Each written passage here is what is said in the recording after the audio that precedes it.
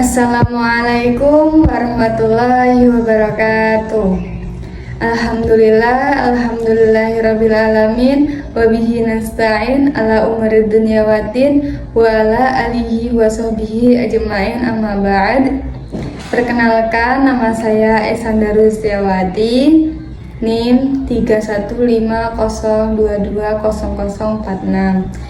Baik, di sini saya membuat video untuk memenuhi tugas post-test dari pembelajaran mikro yang diampu oleh Ibu Hida. Di sini saya akan menyampaikan pertanyaan dasar dan pertanyaan lanjutan dengan materi saya yang berjudul berwudu. Baik, untuk pertanyaan dasar yaitu apakah itu wudu dan bagaimana wudu itu dilakukan? Wudu adalah cara bersuci dari hadas kecil dan membasuh anggota tubuh. Bagaimana wudu dilakukan? Wudu dilakukan dengan menggunakan air.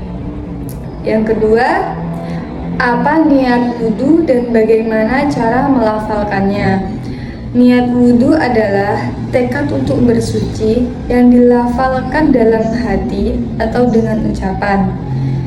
Seperti niatnya, nawaitul wudu'a liraf'il hadasil asghari fardhu lillahi ta'ala. Baik, pertanyaan yang ketiga yaitu apa saja rukun wudu dan bagaimana urutannya? Rukun wudu ada 6, yaitu membasuh wajah, membasuh kedua tangan hingga siku, mengusap sebagian kepala, membasuh kaki hingga mata kaki, dan dilepas secara tertib. Yang keempat, apa jumlah basuhan dalam wudu dan bagaimana cara membasuhnya?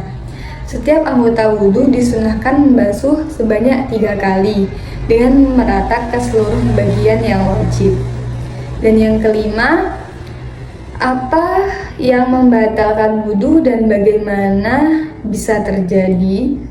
Wudu batal jika keluar sesuatu dari kubul atau dubur, hilang akal atau menyentuh kemaluan tanpa penghalang. Baik, untuk selanjutnya yaitu pertanyaan lanjutan. Yang pertama, pertanyaan lanjutan, apa kewajiban wudu sebelum sholat dan bagaimana hubungannya dengan sahnya sholat? Wudu wajib dilakukan sebelum sholat karena menjadi syarat syah sholat menurut syariat Islam.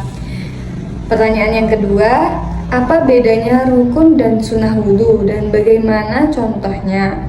Rukun wudu adalah bagian yang wajib seperti membasuh wajah, sedangkan sunnah adalah dianjurkan seperti berkumur. Pertanyaan yang ketiga, apa akibat jika rukun wudu tertinggal dan bagaimana solusinya?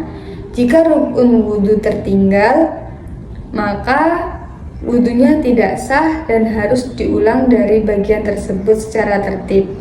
Yang keempat, apa hukum memakai air mustakmal untuk wudu dan bagaimana alasannya? Air mustakmal tidak boleh dipakai untuk wudu karena tidak lagi suci mensucikan. Pertanyaan yang kelima, apa yang dilakukan saat ada luka pada wudu dan bagaimana cara menggantinya? Jawabannya, jika ada luka maka cukup mengusap perbannya dengan air dan jika tidak bisa diganti dengan tayamum.